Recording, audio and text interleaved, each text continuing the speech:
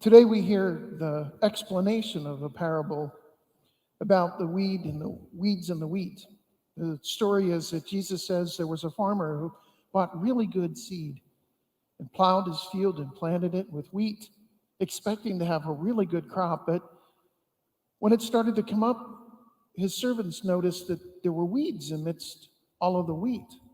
They said, "Didn't you buy good seed?" And he said, "Yeah, this is the work of an enemy. Somebody came and sprinkled seeds of weeds all through there." And they said, "Do you want us to pull them up?" And he said, "No.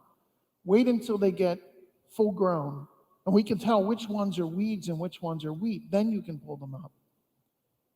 The apostles are scratching their heads. Well, what does this have to do with heaven? And Jesus explains to them that the wheat are the good people, the people that follow the will of God. The weeds, they're sinners who come in and not only promote sin themselves, but sometimes they can influence the others around them to sin. And that's one of the gravest of sins. We don't realize sometimes the impact of our sin, that it's not just something I did against you or something I did against you or something that I did against God. It's the ripple effect that it has.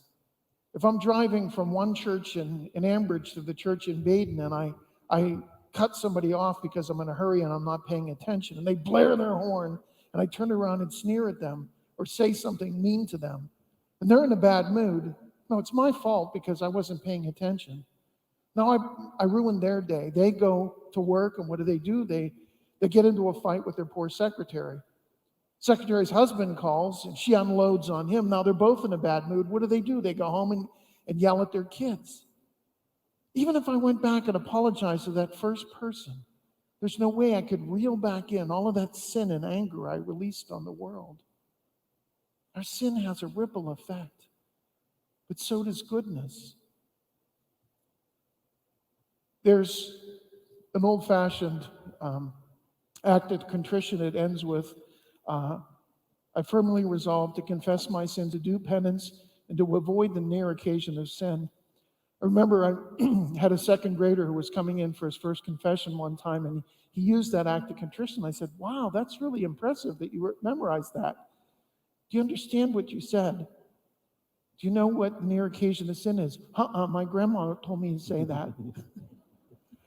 The near occasion of sin is putting yourself in situations where you know you're going to be tempted to sin. If you've got a problem with smoking, you're smoking 4 packs of cigarettes a day, and you know that if you go down to the local bar and you're going to be with people that are smoking, what's going to happen? It's a near occasion of sin. If you have lunch with people at work that are always gossiping and complaining, what are the chances that if you go there that you're going to start to gossip and complain and join in with it? Sometimes the wheat can overcome the weeds. If we're strong enough spiritually, we can go, and if we're in the midst of one of those conversations, say, that's not really fair. I think that even though she was crabby the other day, maybe she was having a bad day. She's got a lot on her plate. She's got 3 grandchildren, and one of them is sick.